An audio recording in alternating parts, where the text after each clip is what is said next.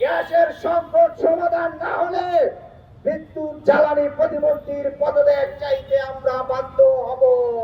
এই দাম বৃদ্ধির যদি পায়তারা করা হয় তাহলে পুরো রাজধানীবাসীকে নিয়ে কিন্তু পেট্রো বাংলা এই ভবন কিন্তু অবরোধ করা হবে।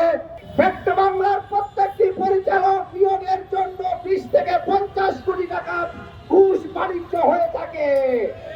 এই বাণিজ্য ইকবাল হাসান মাহমুদ টুকু থেকে শুরু করে তারেক রহমানের ঘোষণার পর্যন্ত গিয়ে এই ঘুষের টাকা জমা জনবান্ধব কর্মসূচি নিয়ে সেখানে এই পেট্রো বাংলা তিতাস থেকে শুরু করে জনগণের পকেট কাটা, জনগণের জীবনযাত্রা অতিষ্ঠ করা, জনদুর্ভোগের রূপান্তর করে বিদেশে নিজেদের ব্যাংক ব্যালেন্স 1 টাকার পাহাড় করার একটি সংস্থায় রূপান্তর হয়েছে।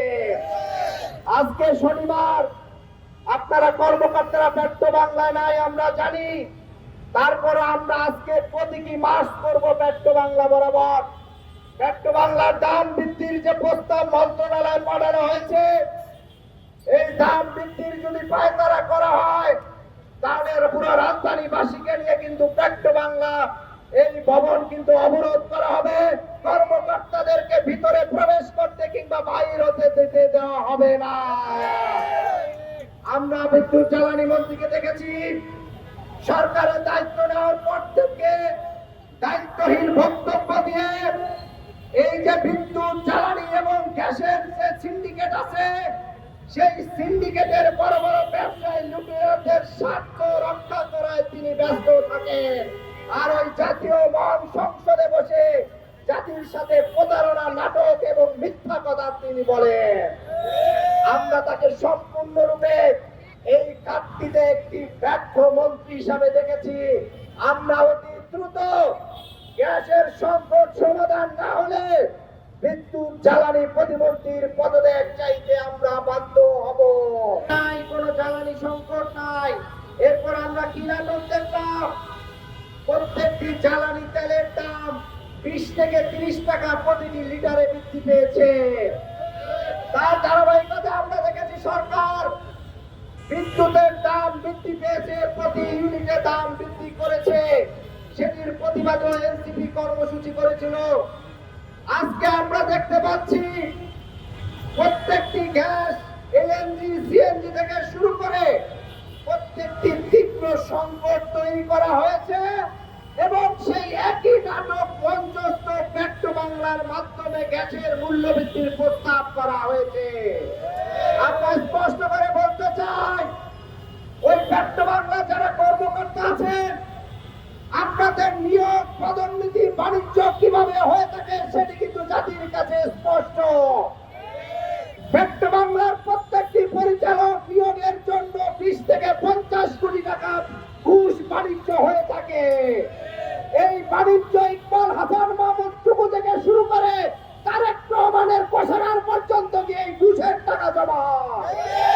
আমরা স্পষ্ট বলতে চাই, পেট্রো বাংলার চেয়ারম্যান নিয়োগ চুক্তিভিত্তিকে, সেখানে পরিচালক পদে যারা একবার ঢুকেন বারবার মেয়াদ বাড়িয়ে যাদের অবসরে যাওয়ার সময় হয় তারপর টাইম বেরিয়ে তারা ওখানে থাকেন। কেন থাকেন ওখানে? এত কিসের মধু? এই ধরনের জ্বালানি বৃদ্ধির পূর্বে আমরা দেখি গণশুনানি থেকে বিভিন্ন ধরনের কর্মসূচি হয়। ইতিপূর্বে বিদ্যুতের দাম বৃদ্ধির যে প্রস্তাব দেওয়া হয়েছিল সেখানেও গণশুনানি ব্যতীত বিদ্যুতের মূল্য বৃদ্ধি করা হয়েছে, যার প্রভাব কিন্তু 2 মাস পরে এসে ঢাকা থেকে শুরু করে প্রত্যন্ত অঞ্চলে প্রত্যেক নাগরিকের এক ধরনের ভুতুরে, এক ধরনের অস্বাভাবিক বিদ্যুৎ বিল আসতেছে। যাদের আগে বিদ্যুতে 1200 টাকা খরচ হতো, তাদের এখন বিদ্যুৎ বিল আসছে 2100 টাকা। যারা 2000 টাকার বিদ্যুৎ বিল দিত, তাদের এখন বিদ্যুৎ বিল প্রায় 30 থেকে 3500 টাকা পর্যন্ত আসছে। এই যে সরকার জনগণের পকেট কেটে বিদ্যুতের দাম বাড়িয়েছে, জ্বালানি তেলের দাম বাড়িয়েছে, এখন গ্যাসের দাম বৃদ্ধি করে জনগণের উপর বোঝা চাপিয়ে দিয়ে যে সরকারের লুটেরার গ্রুপ, যেসব মাফিয়ারা ওই ধরনের মন্ত্রীদের সাথে ব্যবসাদোষ করে নিজেদের পকেট বাড়ি করছে, দিন শেষে এইসব মন্ত্রীরা তাদের সেই স্বার্থ রক্ষা করছে।